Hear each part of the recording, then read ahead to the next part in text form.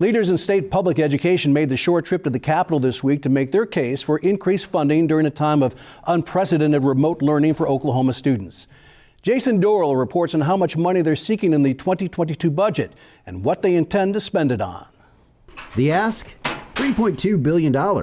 That's about $191 million more than the State Department of Education received for its public education effort this year. That is a lower amount than what public education has received in the past. However, it does bring us back to where we were with our budget requests last year.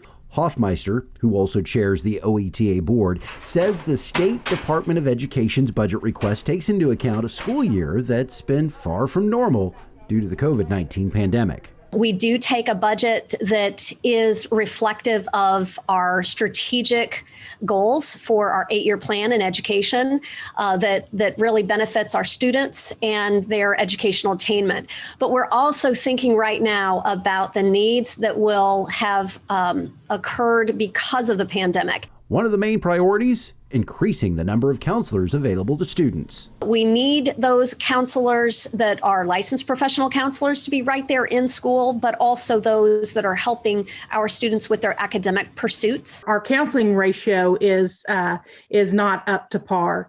And as we've gone through the pandemic and students' mental health needs have grown, or have become exacerbated because of everything, is up in the air for them in their lives. Oklahoma Education Association President Alicia Priest says Oklahoma currently falls far short of suggested student to counselor ratios.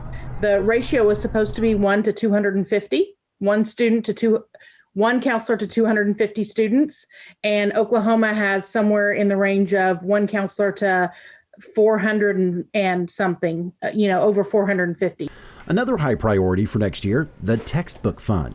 Usually the legislature provides about $33 million, but because the cycle of replacing textbooks has landed on science, the request is for $60 million due to the higher costs of those educational materials. If we do not fund our textbook request, which is part of the science field this year, then that won't come around again for 6 more years.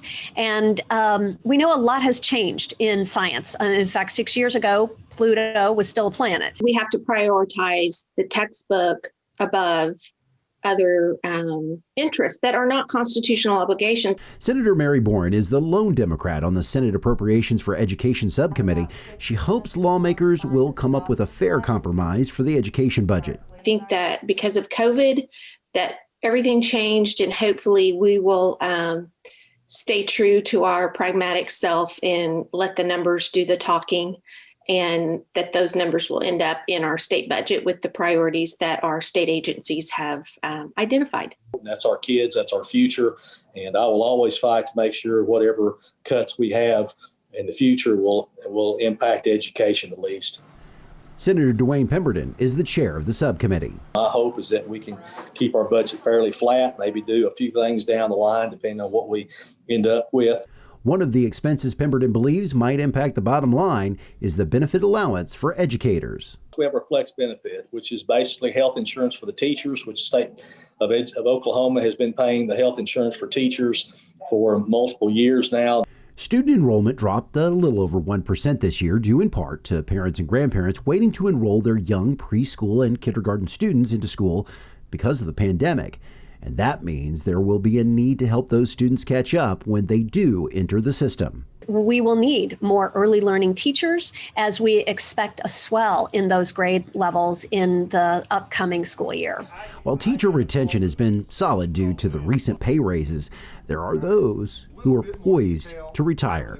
So we're looking at the potential of a loss of 10% of our workforce in our certified teachers. Where we saw a leveling off last year, it's going to be interesting what we see next year. There are, I think, 4,300 educators who are eligible to retire at the end of this year, making it even harder to gauge what public education will look like during the next budget year. What we are about to face in the coming school year is likely the most challenging time in education in modern history. Jason Doyle, the Oklahoma News Report. Jason, thank you very much. The legislature will find out how much money it will have to spend when the Board of Equalization meets on February 16th.